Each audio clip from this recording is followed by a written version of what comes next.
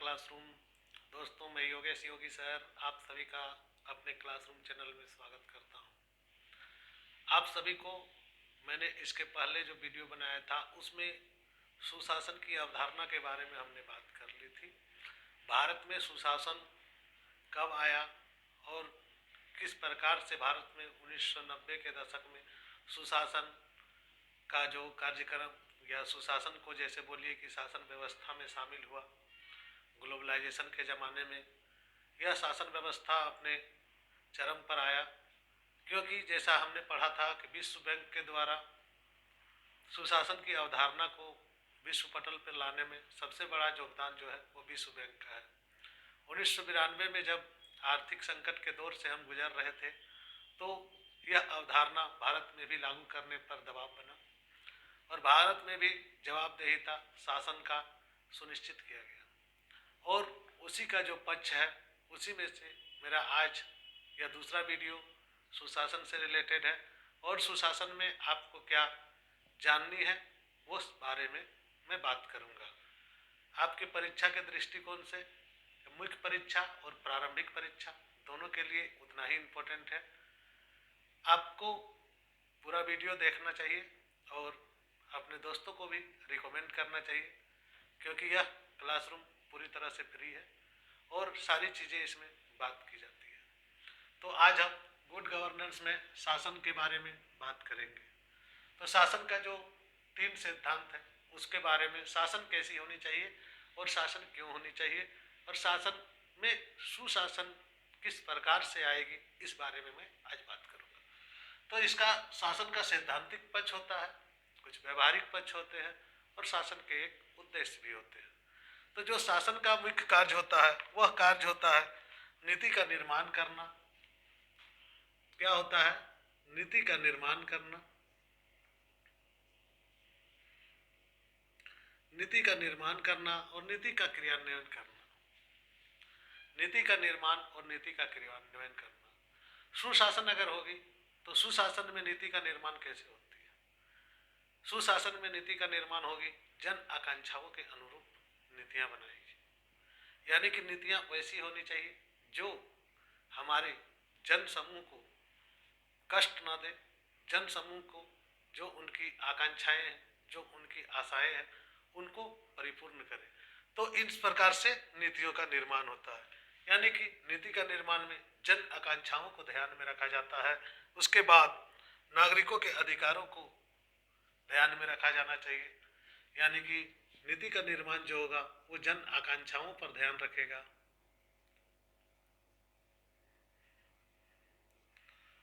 नागरिकों का अधिकारों पर ध्यान रखेगा। नागरिकों के अधिकारों का ऐसा कोई नीति नहीं बनना चाहिए जिससे नागरिकों के अधिकार वायलेशन हो जाए या शोषित होंगे, हमारे समाज के जो पिछड़े वर्ग हैं, शोषित और वंचित निचले तबके के लोगों को ध्यान में रख के आपको यह कार्यक्रम करना चाहिए या किसी भी प्रकार का नीति आपको उस निचले स्तर को ध्यान में रख के चले। महात्मा गांधी जी ने एक शब्द कहा था, एक वाक्य में उन्होंने कहा था कि कभी भी आपको शासन में कहीं कन्फ्यूजन हो तो आप अपने से उस निचले स्तर को देखें कि आप जो नीति बना रहे हैं उससे उस नीचे तबके के लोग को क्या फायदा मिल रहा है, क्या इस जो हम रूल बनाने जा रहे हैं इस रूल से उन लोगों को कुछ फायदा है। अगर फायदा है तो आपका रूल बिल्कुल सही और सटीक है। महात्मा गांधी जी की ये बातें देखने में बहुत ही और सुनने में बहुत ही अच्छी लगती है, परंतु सुशासन की जो अवधारणा है, अगर हम सही ढंग से बात करें कि सुशासन की अवधारणा है, तो सुशासन की जो भारत में अवधारणा है, जिस प्रकार से 25 दिसंबर को सुशासन दिवस मनाया जाता है, जो कि माननीय पूर्व प्रधानमंत्री श्री अटल बिहारी वाजपेयी जी के जन्म दिवस के रूप में भी मनाया जाता है, यानी कि सुशासन का जो सिद्धांत है इसमें अटल बिहारी वाजपेयी जी का भी नाम बहुत ही बढ़िया से लिया जाता है। उनका एक सम्माननीय स्थान रहा है और आप हमेशा याद रखेंगे कि 25 दिसंबर जिसमें पंडित मदन मोहन मालवीय जी का भी जयंती था और आपका पूर्व प्रधानमंत्री अटल बिहारी वाजपेयी जी का भी जयंती था। हम लोग इसे सुशासन दिवस के लिए रूप में मनाते हैं। तो सुशासन का क्या है, क्रियान्वयन कैसा होना चाहिए, हम इस बारे में अभी चर्चा करेंगे। तो क्रियान्वयन क्या होना चाहिए, तो सबसे पहला जो पॉइंट है कि क्रियान्वयन जो होगा वह पारदर्शी होना चाहिए। पारदर्शी मतलब क्रिस्टल क्लियर होना चाहिए। इसमें जो 8 जो हमने इसका जो सुशासन के जो सैद्धांतिक रूप से जो सुशासन कहा जाएगा उसके लिए जो 8 हमने पॉइंट बनाए हैं वो पॉइंट बहुत ही इंपॉर्टेंट है दोस्तों। इस पॉइंट में आप बात करेंगे हम कि सुशासन जो है उसमें किस प्रकार का क्या क्या है। तो पहला जो पॉइंट था हमारा पारदर्शी होना चाहिए। तो पारदर्शी किस में पारदर्शी होना चाहिए, नियमों में पारदर्शी होना चाहिए। पारदर्शी जो है वह नियमों की पारदर्शिता होनी चाहिए। इसमें जो नियम बनेंगे वो इतना क्रिस्टल क्लियर हो जैसे कि शुद्ध जल हो, इस प्रकार से क्लियर हो कि लोग कहीं से भी देखें तो उसे लगे कि नहीं यह नियम मेरे लिए ही बना है।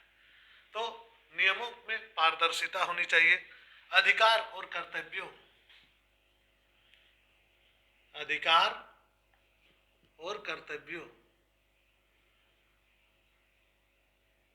अधिकार और कर्तव्यों में पारदर्शिता होनी चाहिए कि जो अधिकार मिला है हमारा उसमें और जो हमारे मौलिक कर्तव्य है उस दोनों को यह इतना पारदर्शी हो कि लगे कि नहीं हमारे अधिकार और कर्तव्यों की रक्षा हो रही है, अधिकार और कर्तव्यों की वायलेशन नहीं की जा रही है। तो पारदर्शिता में सबसे बड़ी बात है कि किसी भी अधिकार क्या है और उसके कर्तव्य क्या है इसको भी परिभाषित करना जरूरी है। सूचना की उपलब्धता होनी चाहिए।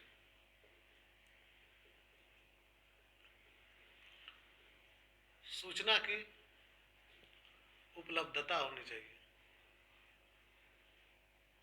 जो भी नीति का क्रियान्वयन हो रही है उससे संबंधित सूचनाएं आसानी से सबको मिल जाए ताकि वह सूचनाओं के लिए कहीं उसे जाना न पड़े।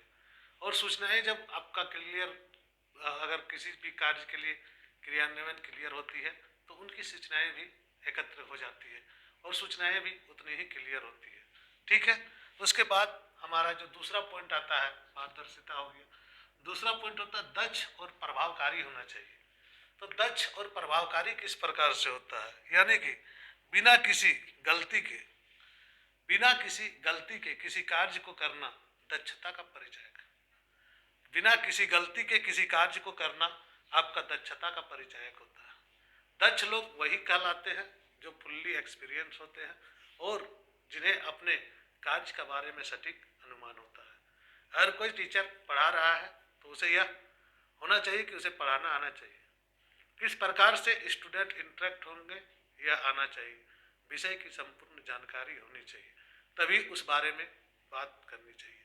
तो उसी प्रकार से जब तक दक्षता नहीं आ जाए तब तक किसी कार्य को करने में थोड़ा हिचकिचाहट होती है और होनी भी चाहिए, क्योंकि अगर आप दक्ष नहीं है किसी कार्य में तो वह कार्य को आप सही ढंग से कर नहीं पाएंगे। तो दक्षता होना आवश्यक है। अपेक्षित परिणाम होना चाहिए, उसके लिए दक्ष होना चाहिए, उसके लिए परिणाम जो है जैसा आशा किए थे उसी अनुरूप परिणाम भी मिलना चाहिए। कि हमने अगर किसान है और किसान के रूप में अगर बीज बोया है तो बीज को उस प्रकार से हम फसल में लगाएंगे या सही समय पर पानी देंगे, सही समय पर उसका खाद देंगे तो उसका परिणाम उचित आएगा। तो उसी प्रकार से यहाँ पर दक्षता में और प्रभावकारी में क्या है कि परिणाम ओरिएंटेड होना चाहिए। जो कार्य किया गया हो, जो क्रियान्वयन किया गया हो उसका परिणाम उचित और सटीक होना चाहिए। तीसरा है सामाजिक आकांक्षाओं को पूर्ण करना चाहिए, यानी कि सामाजिकता होनी चाहिए। इसमें सामाजिक आकांक्षाओं को पूरा करना चाहिए, मतलब समाज के उन दबे कुचले सभी के आकांक्षाओं को यह पूर्ण करेगा। यह ऐसी पूर्णता को द्योतक है जो समाज के गरीब, पिछड़े, मजदूर, शोषित उन लोगों के जन आकांक्षाओं की, उनकी आकांक्षाओं को पूर्ण करे और उनकी आकांक्षाओं के अनुरूप यह कार्य करे। निर्धारित हो समय पर, यानी कि समय निर्धारित हो।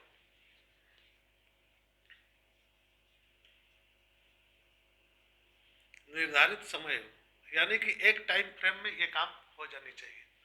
ऐसा नहीं है कि योजना क्रियान्वयन करने में आपको जिस योजना की अभी आवश्यकता है उसका क्रियान्वयन करते करते इतना समय बीत गया कि वह योजना का क्रियान्वयन होने में आपके 10 साल बीत गए, तब उस योजना को कोई महत्व नहीं रह जाता। आज अगर हमारे यहाँ सूखा पड़ा है, हमें भोजन की जरूरत है, तो भोजन की जरूरत वर्तमान समय में है, इसलिए क्रियान्वयन उतनी सटीक होनी चाहिए कि जब जरूरत है तब आपका भोजन मिल जाए।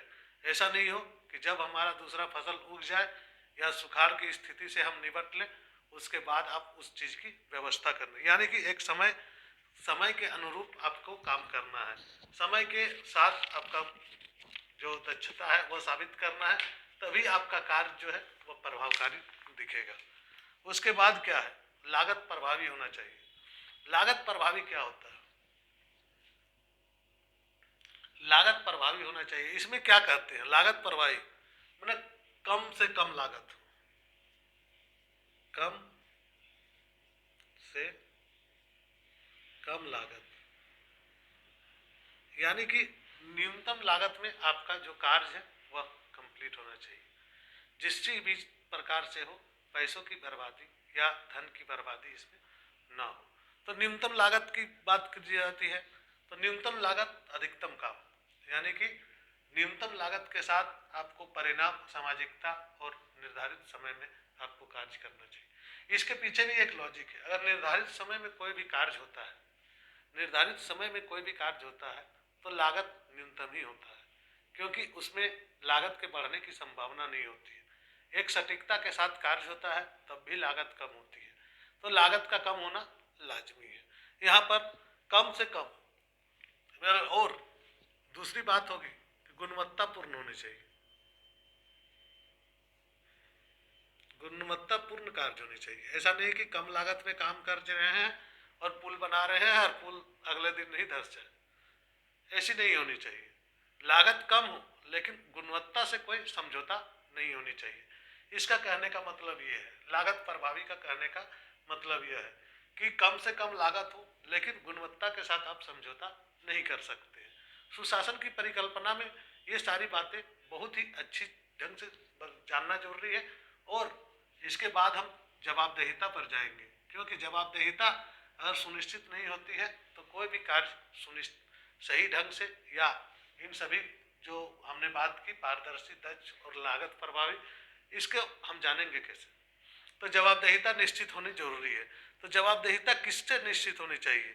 जो भी काम, जो भी कार्य करेंगे, जो भी व्यक्ति या सरकार जिस कार्य का क्रियान्वयन अगर करते हैं तो सरकार का क्रियान्वयन के साथ उनके लिए एक ऐसी जवाबदेहिता निश्चित करनी होगी कि आपको जो काम किया गया है उसको कहीं से भी किसी भी प्रकार का अगर सवाल उठे तो आपको आप जवाब देने के लायक हो। ऐसा नहीं कि आप बोले कि चूहा पुल खा गया, ये जवाब सटीक नहीं है। जैसे कि अभी हाल में बिहार में सुने थे, चूहा के कारण पुल धंस गया, पुल गिर गया, ये सब सटीक जवाब नहीं है। अब बोलेंगे कि कौवा हाथी को उड़ा के ले गया, हमारे झारखंड में हाथी उड़ गया, तो ये सब सही बात नहीं है। तो आपको जवाबदेहिता सुनिश्चित करना होगा। आपको जवाबदेहिता किसके लिए जवाबदेहिता? आपकी जनता के लिए जवाबदेहिता सुनिश्चित करनी है। आप अपने जनता को प्रतिनिधि हैं तो आपको अपनी जनता के प्रति जवाबदेही होना पड़ेगा, और जनता के प्रतिनिधि होने के लिए आपने जो कार्य किया है उस कार्य के प्रति आपको जवाबदेही हर समय रहना पड़ेगा। जो भी क्रियान्वयन हुआ हो, जो भी कार्य क्रियान्वयन हुआ, उसका सटीक जवाबदेहिता होनी चाहिए। इसी का जवाबदेहिता का ही एक रूप है जो आरटीआई के रूप में हम लोग देखते हैं। आरटीआई जो है, राइट टू इंफॉर्मेशन, एक प्रकार का जवाबदेहिता का ही कानून है। आपको हक है कि आपके प्रतिनिधि किसी काम को अगर कर रहे हैं तो उस काम का क्या परिणाम आप पर पड़ेगा यह जानने का आपको संपूर्ण हक है। तो यही जवाबदेहिता है। जैसे समुदाय या किसी भी कार्य को अगर कर रहा है तो उसका एक निचले तबके का, जो सबसे गरीब, पिछड़े और वंचित है, आदिवासी है, जनजाति है, उसको किस प्रकार से वह फर्क डालता है, यह जवाबदेहिता है। उसके बाद का जो पहलकारी होना चाहिए। पहलकारी कहने का मतलब क्या होता है? किसी भी कार्य को शुरू करने की क्षमता उसमें होनी चाहिए। किसी भी कार्य को शुरू करने की क्षमता उसमें होनी चाहिए।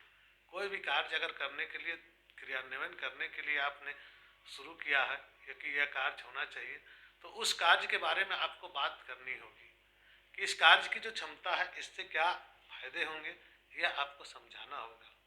विधानसभा में, लोकसभा में इन बातों को रखना होगा। राज्यसभा के सभी सदस्यों को संतुष्ट करना होगा, आम जनता को संतुष्ट करना होगा कि मैं यह पहल करने जा रहा हूँ। और सबसे पहले तो आपको कदम उठानी होगी कि हम किसी भी काम को करने के लिए तैयार हैं, तो इसे पहलकारी कहते हैं। पहलकारी के बाद क्या आता है, हम उत्तर देने की क्षमता। उत्तर देने के जो पहलकारी के बाद जो सवाल उठेंगे, पहलकारी जो जब आप किसी कार्य को पहल करते हैं तो सवाल उठने लाजमी है। कुछ लोग अच्छे सवाल करेंगे, कुछ लोग गलत सवाल करेंगे, कुछ लोग आपको डिमोरलाइज करेंगे। आप साधारण से जब आप पीसीएस का तैयारी करने के लिए आप जब ठान लिए कि मुझे पीसीएस की तैयारी करनी है, तो आपने सबसे पहले अपने घर में बताया कि मैं पीसीएस का तैयारी करना चाह रहा हूँ। यह आपकी पहलकारी हो गई। अब उसमें से आपके मम्मी पापा बोलेंगे ठीक है बेटा करो, लेकिन चाचा चाची बोलेंगे अब तुम आईएएस बनेगा। तो यहाँ पर उत्तर देने की आपको क्षमता होनी चाहिए। पड़ोसी बोलेंगे चले थे आईएएस बनने, बन नहीं पाए, चले थे पीसीएस करने के लिए, कर नहीं पाए। मजाक तो सभी को उड़ाते हैं, परंतु जो पहल करते हैं वही तो निकालते हैं। अब जिन्होंने कभी फॉर्म ही नहीं भरा, जो कभी फॉर्म ही नहीं भरे हैं, वे क्या कभी आईएएस बन पाएंगे? आपने कोशिश किया तो सबसे बड़ी चीज है कि कोशिश करना, कि आपको पहल करने की जरूरत है कि हमें क्या करनी है, यह जानकारी आपको होनी चाहिए। और यही पहलकारी है कि अगर हम किसी चीज को बनाना चाहते हैं तो सबसे पहले उसके लिए सटीक पहल होना जरूरी है कि हम क्या करना चाहते हैं। स्पष्टता होनी चाहिए कि मैं यह चीज को करना चाहता हूँ और इस चीज को करने के लिए मुझे जो करना पड़ेगा वो मैं करूँगा। कामयाबी आपके कदम छुएगी, यह तो निश्चित है। तो उसके बाद आपका प्रति उत्तर देने की क्षमता होनी चाहिए। अगर कोई प्रश्न पूछता है तो उसकी उत्तर देने की आपके पास क्षमता होनी चाहिए। अगला पॉइंट जो है वह है निष्पक्षता। तो निष्पक्षता क्या होती है? देखिए, जब कोई भी आदमी निष्पक्ष होता है तो वह किसी कार्य को आसानी से कर सकता है। पक्षपातपूर्ण रवैये से काम में डिले भी होता है और काम सही ढंग से होता भी नहीं। तो निष्पक्षता क्या है? कानून के अनुसार निष्पक्ष होना चाहिए। अब चारा का घोटाला हो जाता है, चारा पशुओं के लिए है, वह पशु को नहीं मिलके नेता खा जाते हैं, तो उसमें निष्पक्षता कहाँ है? सड़क बनाने के लिए आपके पास योजना आई, सड़क बनी नहीं, आपने उसे ढकार दिया। इंदिरा नहर परियोजना कांग्रेस काल से चलती आ रही थी, आज भी चलती है, तो इसमें निष्पक्षता नहीं। निष्पक्षता का मतलब है कि कानून के नज़र में हो चाहे किसी के भी नज़र में हो, लगना चाहिए कि ना यह निष्पक्ष बात है, इसमें निष्पक्षता है, इस लड़के में दम है, जो भी बातें बोलती है वह निष्पक्ष बोलती है।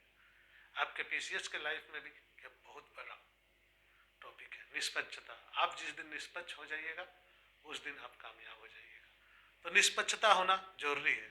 प्रक्रिया का अनुपालन, प्रक्रिया के अनुपालन में भी निष्पक्षता होनी आवश्यक है।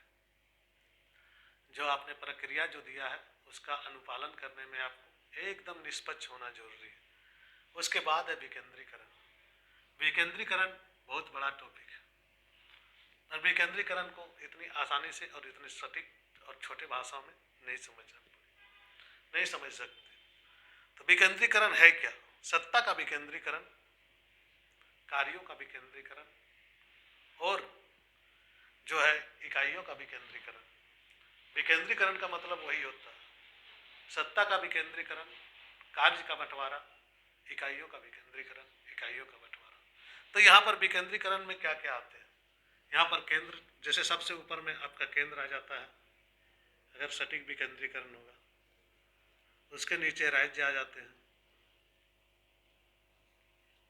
उसके नीचे आपका स्थानीय प्रशासन आ जाते हैं,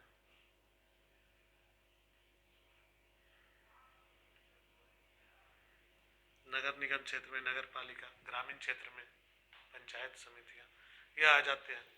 और अगर हम सत्ता का विकेंद्रीकरण करेंगे तो भी आप कहा जाता है क्या राज्य हो जाता है, केंद्र होता है, पुनः उसके नीचे राज्य होता है, राज्य के नीचे जिला होता है, जिला के नीचे प्रखंड होता है, प्रखंड के नीचे ग्राम होता है।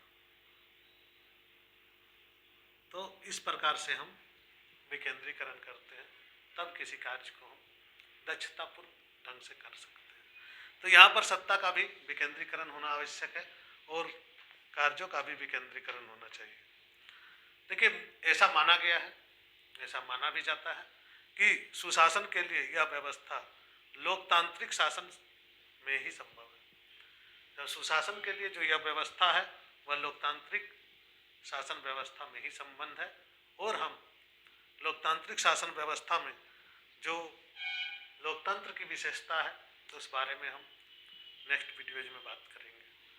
तो अभी तक हमने सुशासन से रिलेटेड 2 वीडियोज देख लिए और नेक्स्ट वीडियोज होंगे, अभी 3-4 क्लास और लगेंगे। आपका 4 नंबर सिक्योर होना है, 4 क्वेश्चन सिक्योर होना है इसमें, तो थोड़ा सा मेहनत करें और लाइक और सब्सक्राइब कर लें चैनल को। मैं इसी तरह से आप लोगों की क्लासेस रेगुलर अपडेट करता रहूँगा और यूट्यूब पे आपकी क्लासेस हमेशा चलती रहेगी। जल्द से जल्द लाइव क्लासेस भी स्टार्ट हो जाएगी क्योंकि कुछ ही बाकी है सब्सक्राइबर और आपने अभी तक सब्सक्राइब नहीं किया है।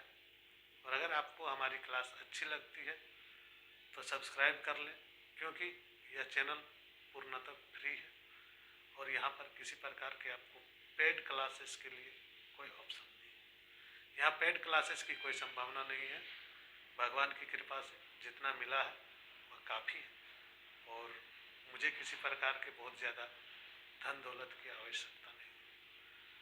समाज का भला हो, हमारे जो मित्र तैयारी कर रहे हैं, जो छोटे छोटे भाई तैयारी कर रहे हैं, उनकी भला हो, यही कामना है मेरी। और इसी कामना के साथ जय हिंद, जय भारत, जोहार। आप JPSC में कामयाब